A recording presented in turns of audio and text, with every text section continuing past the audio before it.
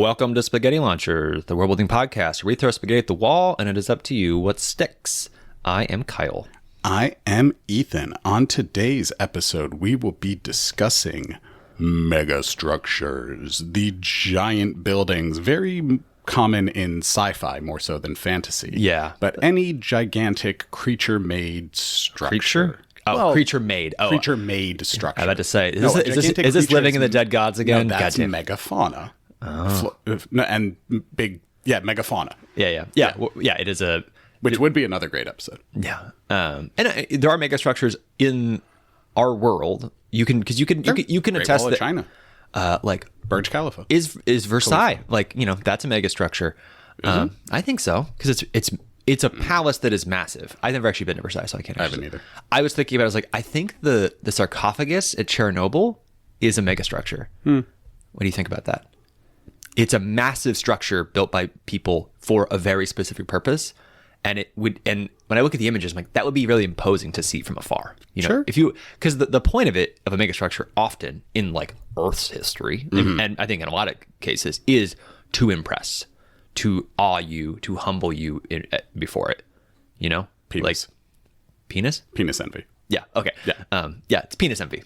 In sci-fi, I think it's often more practical. It's a megastructure. This is just a place to live. It's like we created a world in space out of material. We made like a little like the ring world or whatever. Right.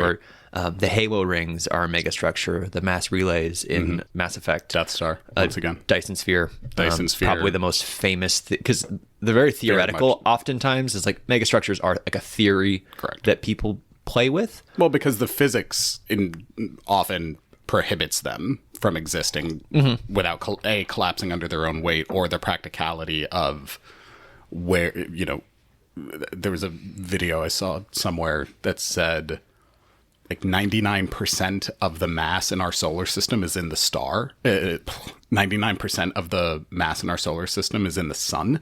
So where would you get enough mass to build a Dyson sphere around the sun? Oh, that's I like that. That's a good point. Something like that, right? Like, so you do have to think about these things, but I think it's more fun if you just hand wave it. Yeah, for sure. I don't give a shit, and it's fun. Yeah. And Ringworld is cool. And I love megastructures. I think they're good. I remember watching the what's it called? Blade Runner 2049. And in the opening shot by Denis Villeneuve, you see the mega corporation's big pyramid. Yeah. Which is also building. in Blade Runner, the original. Is it? Yeah. I forget. I don't remember. I just remember being so taken aback by that shot and Cyberpunk has some good ones. Yeah. By it. They're mostly corporate buildings in Cyberpunk, but that's well, fine. Everything's corporate in Cyberpunk. Or they're Ecumenopolis, whatever the entire planet that's the planet that's an entire city. Yeah. Like Coruscant, which I am distinguishing from a megastructure. Yeah, like I think I'm coming into this with it is a discrete spot. Like it is small. It's small enough to navigate and to be like to take in the breadth of it for the most part. I disagree. Okay, yeah, fair enough. I disagree with my own caveat, but I'm thinking, because I'm trying to put it like, I'm thinking so much about like Earth's approach to megastructures. There's this famed French architect, Boulay, who made like he did a lot of paper architecture, which is like the stuff that no one's ever going to build. And the famous one that he did was the cenotaph, which was this like theoretical memorial for Isaac Newton. That's cool. It was a giant sphere built above ground with with the intention to make, because you would enter like underground into the sphere and there's no windows. It's just like a huge stone sphere. And it was supposed to make it feel like you were in like the vast openness of space with like a night sky around you. But cool. But they like did it in the inverse. So if it was night outside, you would go inside and it would be day, and they had a massive hanging lamp. But if it was day outside, it would be night when you went in. That's cool. And it was. This is not the guy I was thinking of. I had not heard of this. This is a very cool idea. Oh yeah, it's great. Look up the cenotaph or just architect Boulay. But like he made a lot of these types of buildings that were like like he designed a Colosseum that was supposed to go where the Arc de Triomphe is now. This like 300,000 seater Colosseum to do, French like festivals and a big courthouse. And he made all these ideas for these megastructures that were never going to be built. Right. The Nazis had plenty of megastructures ideas in their mind and like tried to design a bunch of those. Yeah. A lot of brutalist architecture had megastructures in mind, I think. Yeah. So like gigantic Legos. Real world humans have done stuff that is comparable and usually with a very like imperialist mindset. Because I feel like megastructures they are so imperialist in their like intention. Because you're projecting power. I think they're imperialist in their intention, their motivation, and also in their execution, because you need control of a lot of resources, including humans, to make them. And a lot of money. Yeah. Like, so are the Great Pyramids? I think I would call them, for the time they were. I think it's if we knew the purpose. They're tombs. Are they, though? Because isn't that like the whole debate that they're not sure if they were actually tombs or not? I thought it was pretty decided that they were tombs. I could be wrong. But I could be wrong. I've never been all that chuffed by them. I'm like, yeah, they're... Good use of chuffed. Thank you. Me and my British slang. You're whelmed. I'm whelmed. Yeah. Especially because I love seeing the photos of people turning the camera and being like, well, Cairo's here. Yeah, and you're like, shit, that's not exciting. It's my absolute favorite. Yeah. But anyway, should we give our teases here? Yeah. All right. What's your tease? Shovel. Shovel. Shovel. Just a single shovel. Shovel. Okay. What you got? The congregated dead. I love a mass grave. That was a weird sentence. Please cut that out. I don't want to because of how quickly you said that was weird. Mass grave. But then you so quickly were like, cut that out. That was terrible. I feel like if we leave it in with the don't like that, it does kind of work. Maybe. I'll listen to it. Maybe. I defer to you. All right. Do you want to go first? Or do you want me to go first? I'll go first. Okay. Kick us off. Kicking us off. Rest in peace, Akira Toriyama, creator of Dragon Ball Z.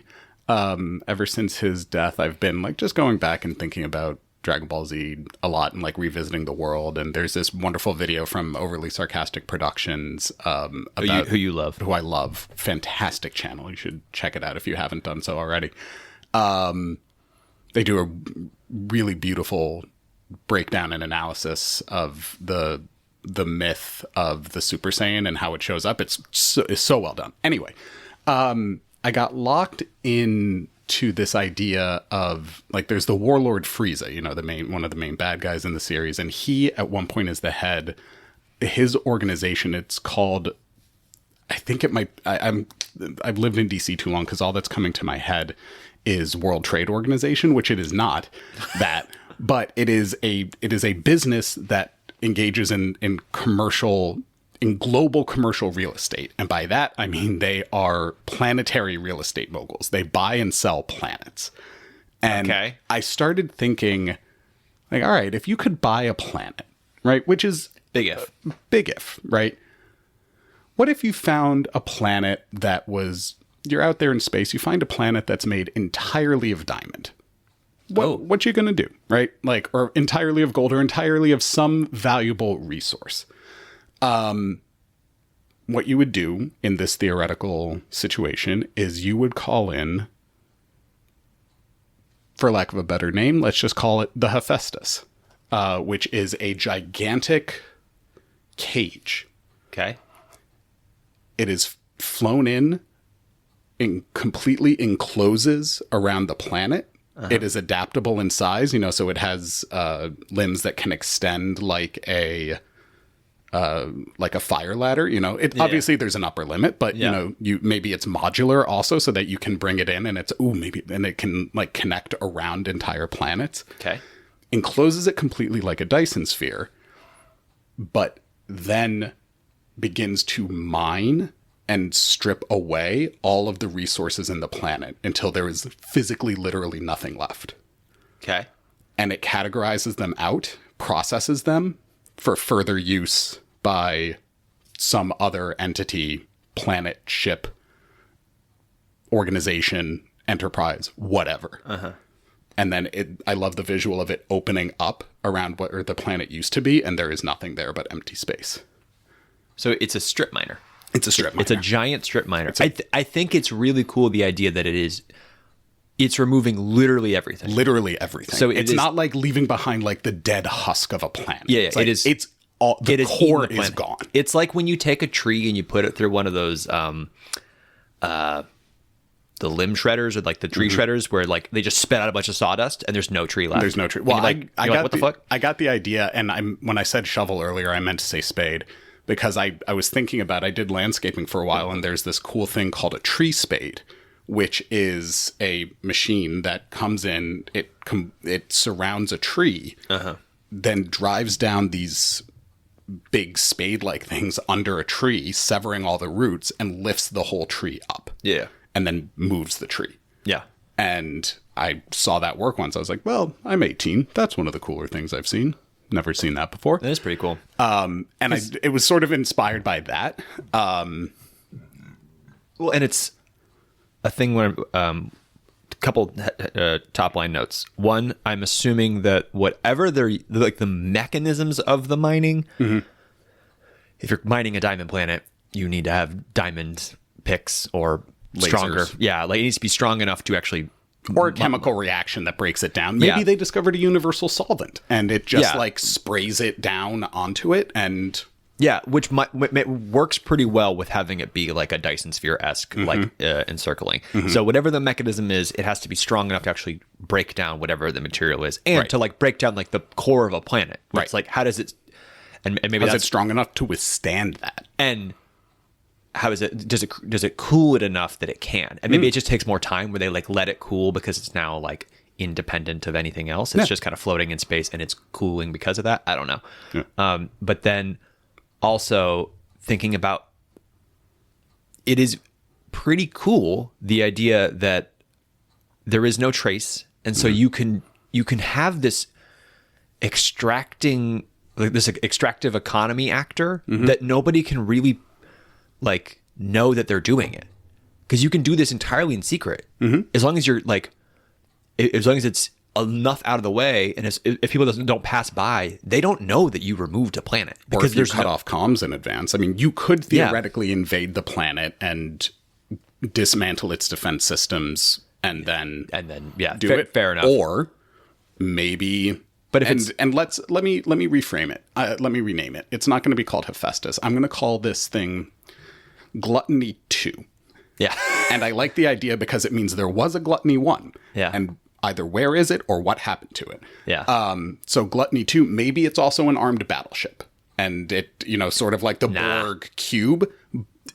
But like, I don't know. I think it's cooler if it's not a battleship. I like it better if it's like just a tool. Just like a tool of industry. I think it's cool to remove the militarism of it. Yeah. I think it's cool if it is, because it's I'm trying to figure out that middle ground where it's not like they're evil capitalists destroying people's lives. They are mining planets that are uninhabited because they're too much. Sure. They're too rough and too chock full of these materials, and they've like just perfected mining to a degree. Or there's just no life on them, so it costs nothing. You're not affecting. I think it's a little cosmically nihilist. It's also a little Galactus from the Marvel world, where he's the world eater and he comes and he strips. That's why he has the Silver Surfer, who's his herald to go out and find quote unquote suitable planets. But they have to have enough life because it sustains his life. This removes that element because it's just raw materials. Yeah, it's like in lol. We were just talking about Mass Effect. In Mass Effect 2, there's the planetary mining like side game, where you have to go around to each planet and mine all the resources that you need to craft new items. It's sort of like that. Yeah, except for you removed the planet from the board entirely. Completely. And that was the part that I like, because I got stuck on the visual of it opening and there being nothing left. Yeah. I'm really stuck on ownership of this because I'm just trying to think about, like, you have the few options. It is the mining company who is just enterprising capitalists trying to get a bunch of money. You have the military option that you can do, which like is then tied to like an imperial power who's just expanding and needs the resources. Sure. You've got the the supernatural being, you have the Galactus, the super powerful person who needs it for themselves, and like is using the resources to fuel themselves or something. And then what else is there? Like I feel like there is a unique fourth option we can go for here. So number one, it's not the World Trade Organization in Dragon Ball Z, it's the Planet Trade Organization. So Okay. I wasn't terribly far off. Okay. That's Frieza's evil company. Let's take it a little bit. Ooh, I have an idea. Speak now. I'm going to blend it into Megafauna Okay. and say that it's not like it is not a particularly sentient being doing this because they want the power. It is a much like Shai Hulud. It is a giant like creature that does this naturally. And maybe, okay, here's an idea. They do this because these planets exist in this world enough that they have become a problem because their density is fucking with gravitational pulls elsewhere. So they're messing with like a solar system. So like across like, so take a Mass Effect size galaxy. There are enough planets, there's enough stars that they're interconnected and they know what's going on enough. And these planets are creating disruptions for everybody.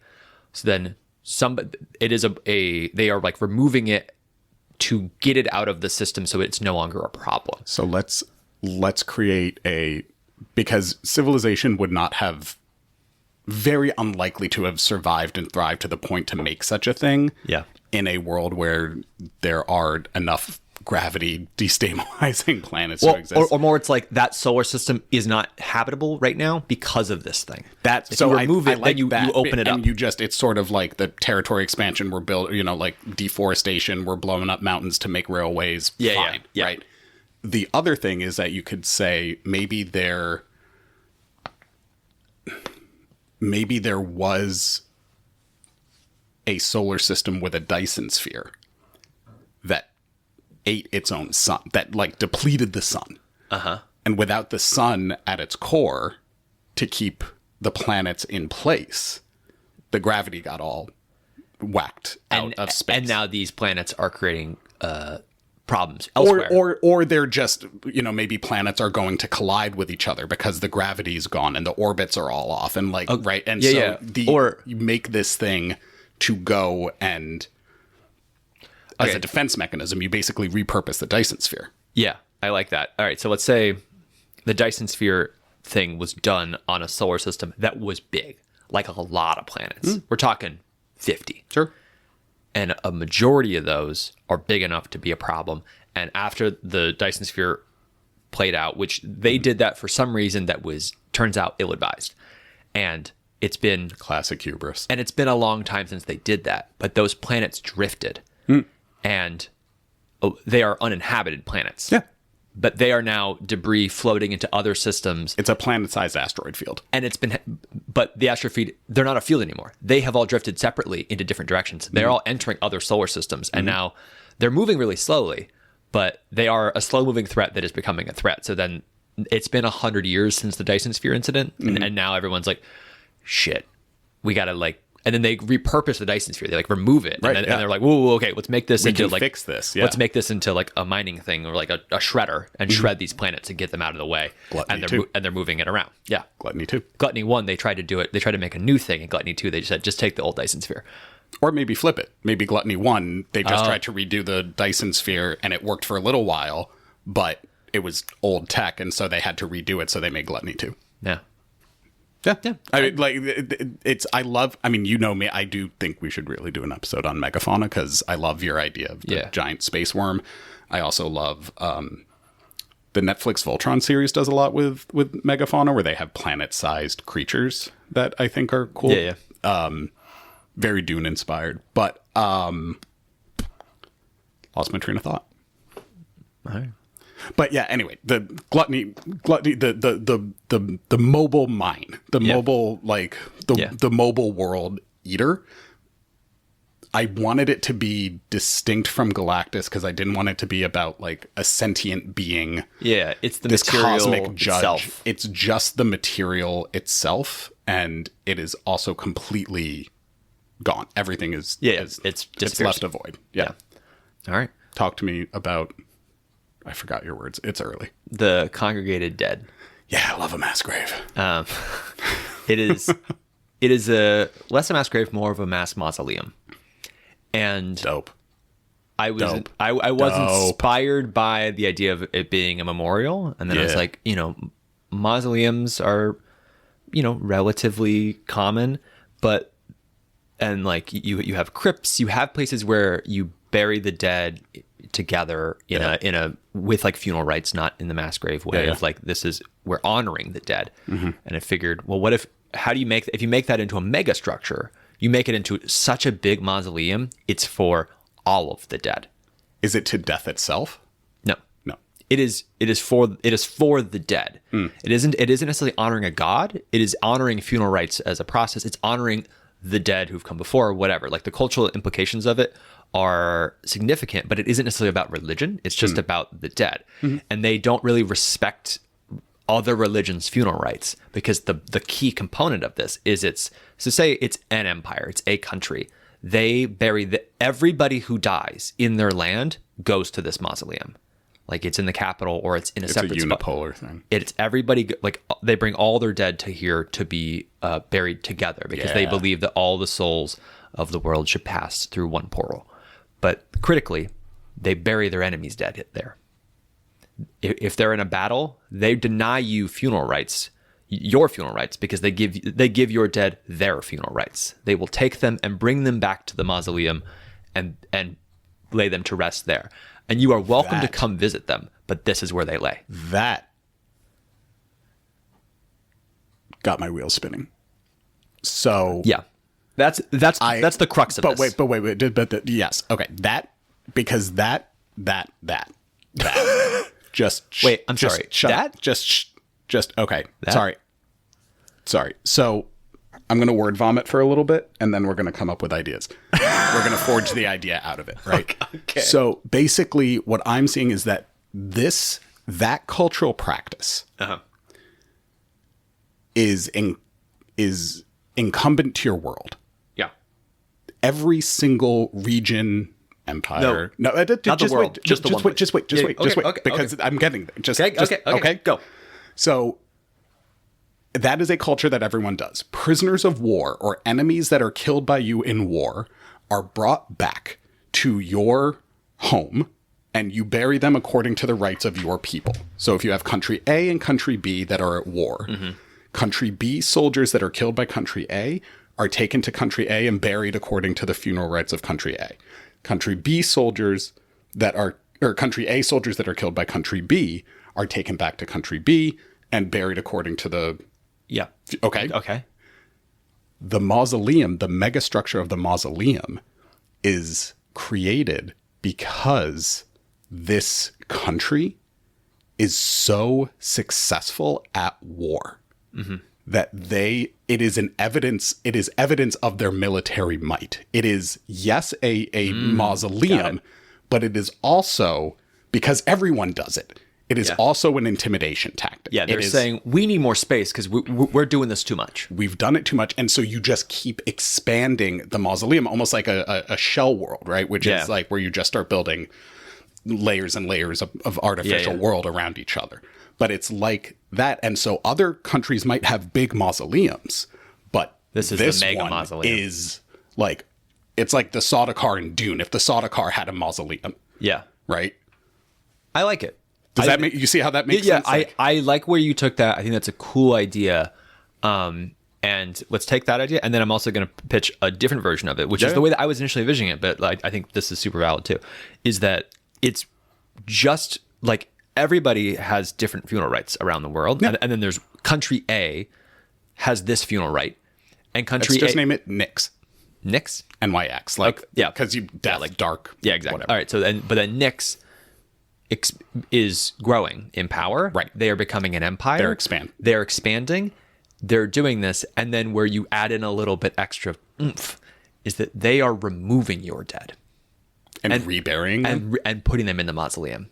They are. You can't see this. We're fist bumping right now because that's a dope idea. They are. The reburying is awesome. That's great. That adds such a fucked up dimension to it, and But such a desecration. But they're doing it in a way where they don't see it as desecration. They are respecting the body when they remove it. No, they don't see it as desecration, but you would see it as desecration. Yeah. But and like, what I want to do is like make it clear that they are treating all dead with reverence, regardless of who they killed. So if you are the enemy, and if you are the sworn enemy, the guy might strike you down in battle and then immediately like lean down and like cover your eyes and do whatever, like put the coins for the boatman, like that type of thing. Right. Yeah. Right. Like the level of respect they have for the dead, they don't care who it was. And so when they're removing these bodies, they're doing it in a way where it's like they're giving like a funeral procession all the way back to the mausoleum. True. And that's, they can see it as respect. Yeah. But respect it's disrespectful. is relative. Yeah. It's disrespectful from the perspective. Right. Like, so I'm imagining the Nixian soldiers are coming in to Arbolis, which is a land of trees, where people live in tree cities. Yeah. Their version of burial is to cremate, let's just say cremate people and turn them into ash. Yeah. And then mix them with soil to plant new trees and plant new cities. And so the Nixian soldiers are coming in and maybe finding these like the dead forest, right? Like, and it's just, that's what it is. And they're uprooting the trees. Yeah.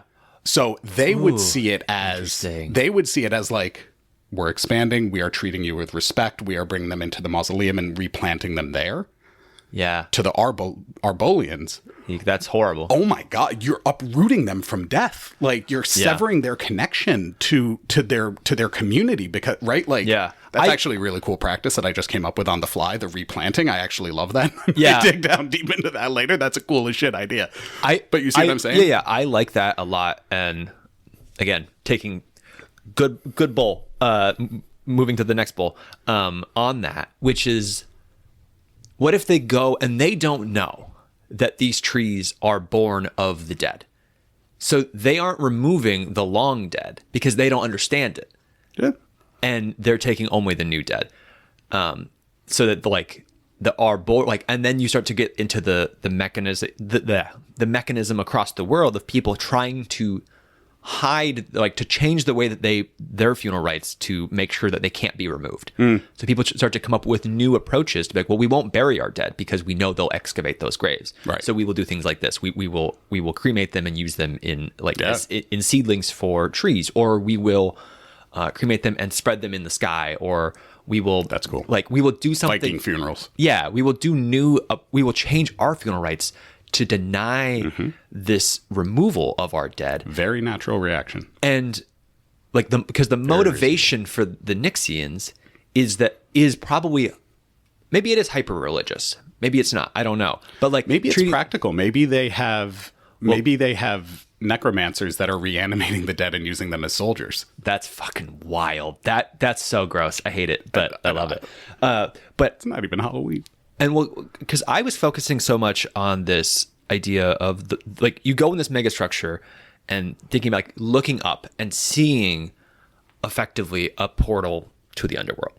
Like it is to the heavens. It is like they so believe that the only way that these souls can be at rest is to bury them together in a place where they can be found by the gods. Right. Or what they perceive as a god, and maybe it's just a black hole. Yeah, it could be anything. But like they are of the belief that like they are doing, and much like anybody who's like crusading, they're like, we're doing this for your own good. Right. But their perspective of that, like their thought of this is for your own good, is that your dead cannot be at peace because they can't be found unless they're with everybody else, because they're looking for like the concentration of the dead.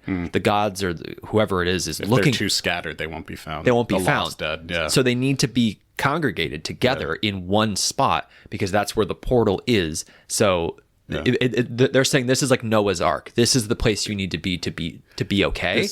And we will go make sure that that happens for your good. It's loving. This is an act of mercy. And, Yeah. yeah. No, I think that's actually a really beautiful. It creates a complex. And I don't mean beautiful like good loving. Yeah, I mean just like elegant. Like Yeah, right? and it's Crusaders. It's Crusaders. Yeah. It's it's people doing it out of genuine belief, Yeah. not adapting their beliefs to justify their actions. Yeah, right. exactly. It's and in that way, it's Which is more fun in bit, fantasy, I think. I think it's more fun. It reminds me actually of the Chronicles of Riddick with the necromongers and the holy half dead and the underverse, which is all very cool world building. Yeah. Not executed the best, not terrible, but like Yeah. it's a little shticky, but it's still like. Yeah. The phrase "holy half dead" to refer to their leader is great. The phrase "underverse" is great, right? Like, I mean, there are all these shticky things, but it sort of brushes on that. I haven't seen Chronicles of Riddick, so It's yeah, it's fine. a great popcorn movie. Yeah. But yeah, I'm deep and I'm getting all sorts of visuals, and of course, it's all brutalist architecture. Yeah. Well, No, maybe it isn't. Maybe I don't think it's brutalist. No. I'm just that's what it immediately calls to mind. Yeah, but yeah. if you start thinking about it. Like, you could also have it be very, if we're thinking Nick's Knight, it could be very astral in design, maybe a lot of flowing lines connecting, sort of like you see the way that pulsars look in space. yeah. Something like that. Maybe the pillar, something like the pillars, it looks in the distance, the core of it is something that looks like the pillars of creation, which James Webb Telescope just released a new picture of, and it's incredible. Yeah. Yeah, like the actual physical space, I think that's where you can really let a lot of creativity shine for like architecture, for art, because they've probably, if it is taking the cultural significance that I think it is, you'd go all out to make it look the part. Yeah.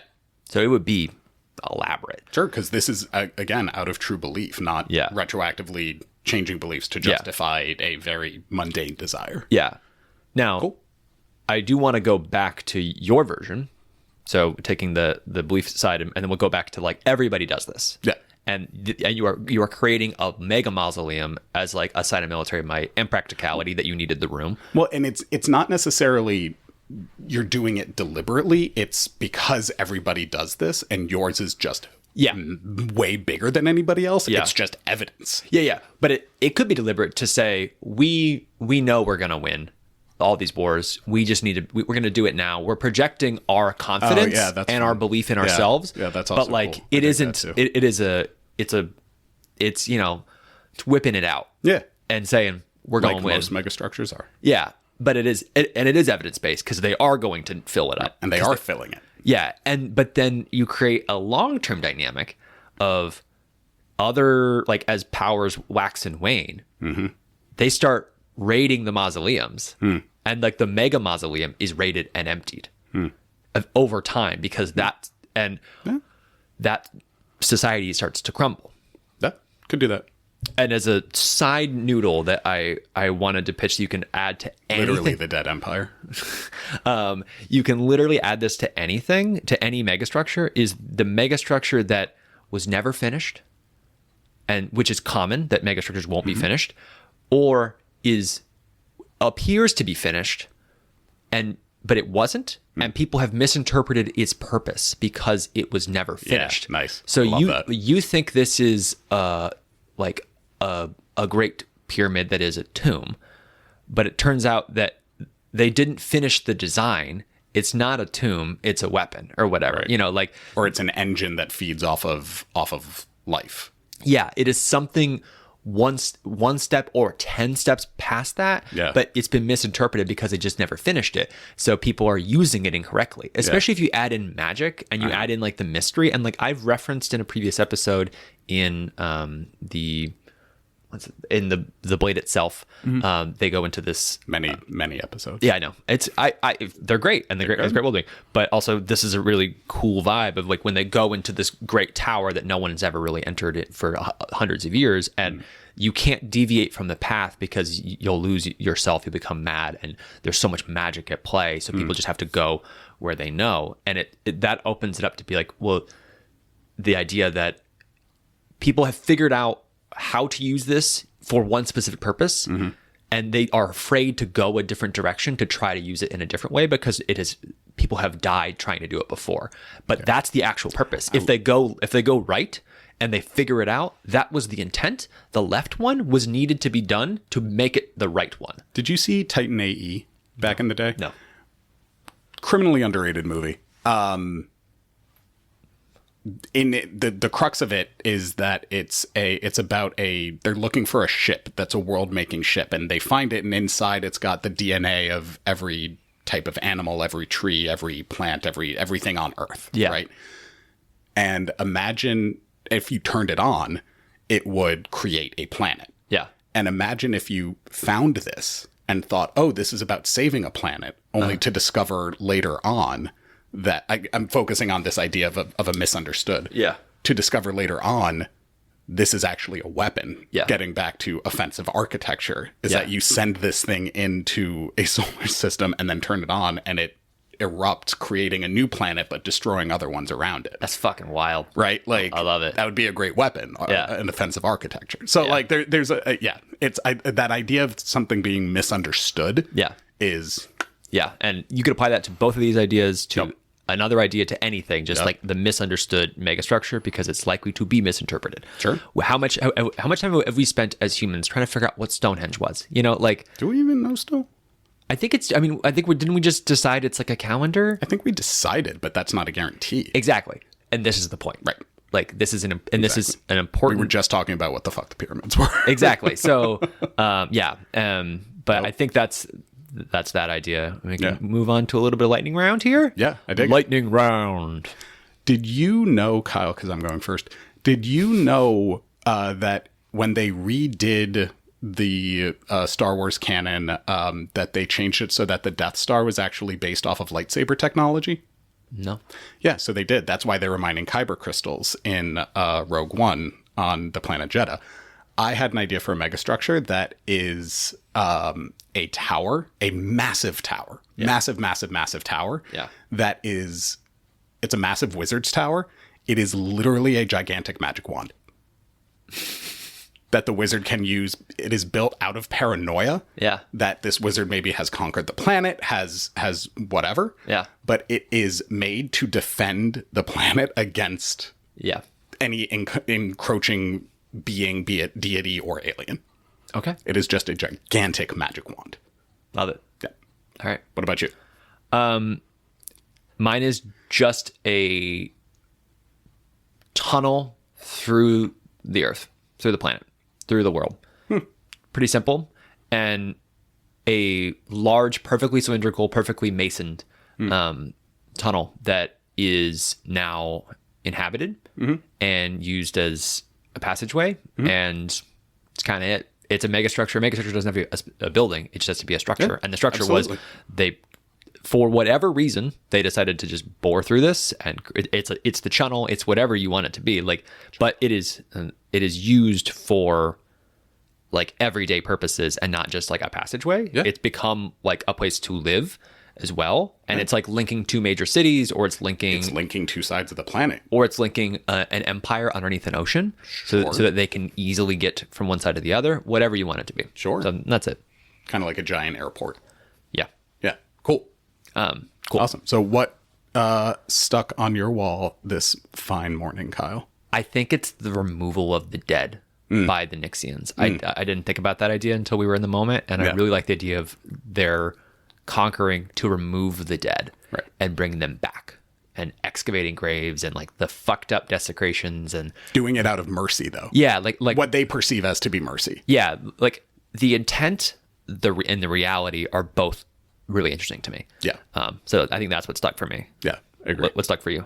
That I'm just the Nixians versus the Arbolians is sort of like replanting the trees. But it's just like it's something that is like spawning shit in my head that I haven't really stopped thinking about. Like, It's only been like 5 minutes. I know, but I've been thinking about it for the past 5 minutes. That's why I've been distracted. Like forest cities, like what it looks like. It's all... It's running away. Yeah, it's completely the seeds of ideas that you get while doing world building. It's the whole point of this podcast. It's great. Yeah. I am thinking about I think what stuck for me is trying to figure out exactly.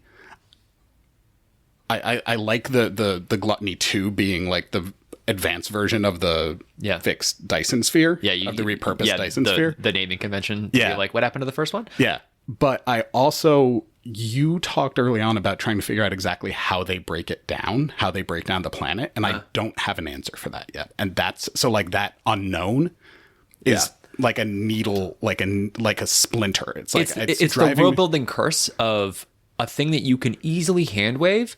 But then as a world builder, you always want to have the actual rationale and the reason. And then it can become too much of the focal point and detract from other stuff. Right. We've all done this. The allegory, the story, the point. Yeah. Where you're trying to be like, well, what's the mechanism? Right. I got to know them. And you're like, do you need to know the mechanism? Because you're probably going to get lost in that. Just and it's not going to be fun for you or for whoever's consuming your world. Right. I've done this. You've done this. Mm-hmm. It's just a reality. But you can have the like, it can create the like, they are harvesting the universal solvent from somewhere else. Sure. And that creates like an interesting dynamic. But if it's like, well, no one else is ever involved in what the mechanism is, so what does it matter? Right. But it's also one of the fun parts. It's like that article that came out years ago about what would blowing up the Death Star cost the galactic economy. And like they calculated the cost of the labor, all of the different space contractors, all that stuff. What was the total? Do you remember? I forget. It was some absurd number. It was trillions of credits or something. I forget, but it was just, it's like, that's the fun of it, right? Yeah. Like, is you create a thing and then leave it and let other people build on it. And kind of flesh it out for you. So that's also the point of this podcast. Also the point of this podcast. Yes, exactly. Well, that's what stuck for us. Let us know what stuck for you. Thanks for listening. Emails in the show notes. Goodbye. Goodbye.